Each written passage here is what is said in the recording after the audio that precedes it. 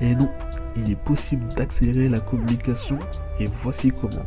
Et oui, il est possible d'accélérer la communication car ce mode peut également être couplé avec une technologie permettant un transfert plus rapide. Par exemple, le système d'exploitation mobile Android via Android Beam permet depuis la version Ice Cream Sandwich de transférer les données via une connexion Bluetooth une fois la communication NFC établie.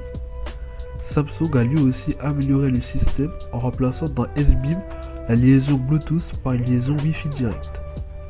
Et point de vue sécurité, qu'est-ce qu'on peut dire? Comme toutes les technologies sans fil, le NFC est plus sensible aux attaques qu'un réseau câblé, un contact physique n'étant pas nécessaire. Cependant, elle dispose d'une très courte portée qui favorise sa sécurité, mais il existe quand même plusieurs types d'attaques qui sont possibles sur le NFC. La première est le eavesdropping. C'est le fait de récupérer le signal radio émis par les appareils pour subtiliser des informations personnelles. Cette attaque peut être effectuée depuis plusieurs mètres avec l'utilisation d'une antenne spécifique. La deuxième est l'attaque DOS, c'est aussi la plus simple à réaliser. Cependant, elle ne permet pas de récupérer des informations, mais seulement de rendre impossible l'utilisation d'un NFC d'un appareil.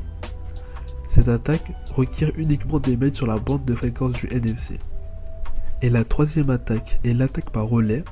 Celle-ci cible essentiellement les cartes de paiement sans contact et consiste à utiliser un proxy NFC. Deux appareils sont donc nécessaires.